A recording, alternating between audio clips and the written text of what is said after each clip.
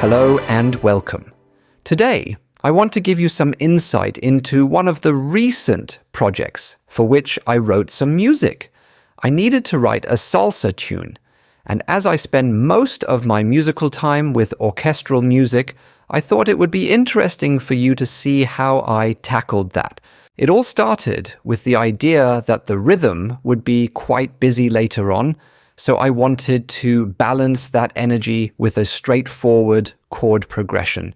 I found that it was sufficient to have the complexity appear in only one section, and that is the rhythm.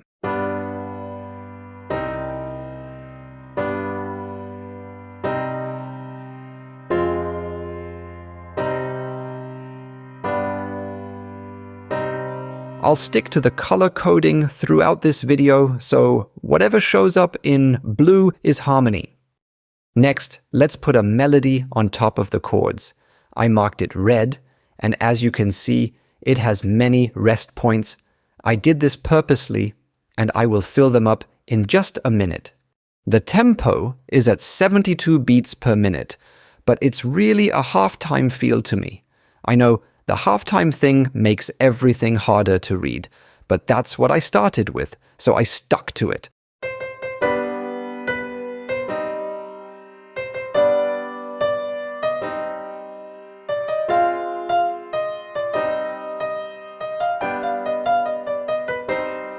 Well, it doesn't sound like salsa yet, so let's develop the right hand and fill up those rest points with some chord tones. This gives a stronger sense of harmony and also pumps more energy into the piano part.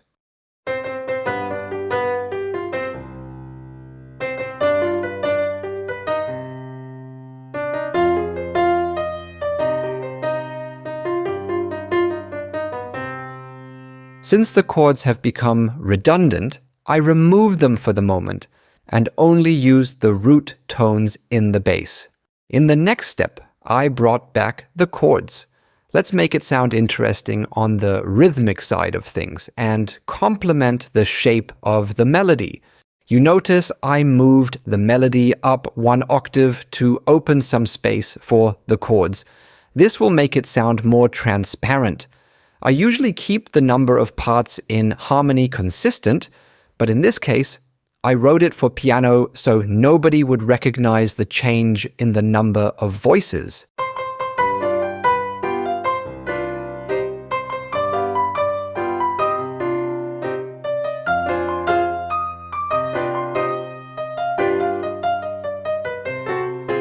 I couldn't resist throwing in a chromatic line at the end of the phrase, as it just sounded right to me.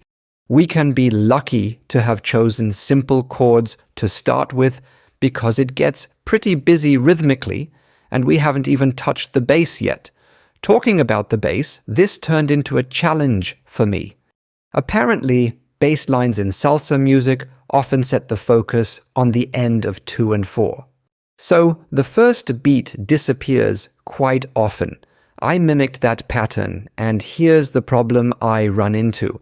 It's not that simple to find a note on the 4th beat that you can hold over into the next chord without creating some unwanted dissonance.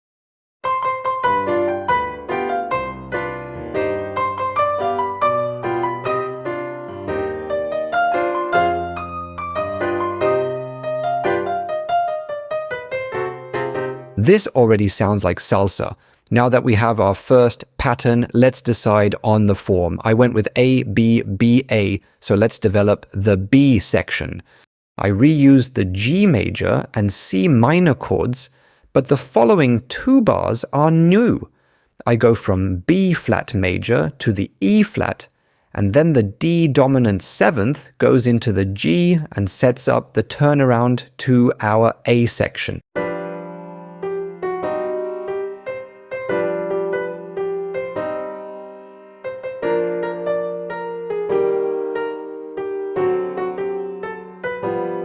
Let's bring back the bass rhythm and add some movement to the chord tones, and this is what it sounds like.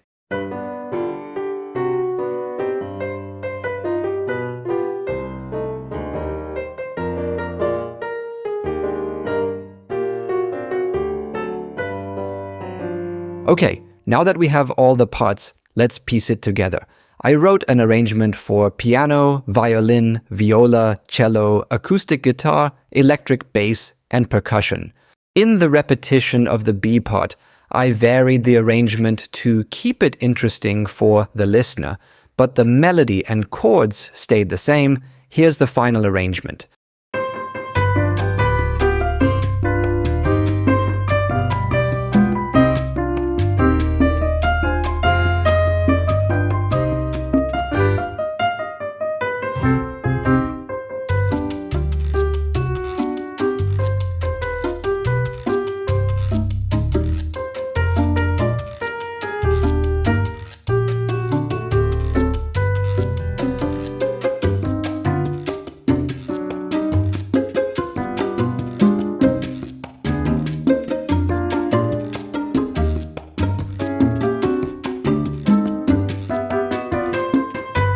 I truly hope you've enjoyed this breakdown, and please let me know below if you want to see more of those.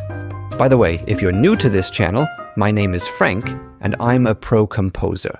I share and teach cool composition tricks based on interval theory, but today it was salsa. Why not? Many thanks for watching, and see you in the next video. Best always.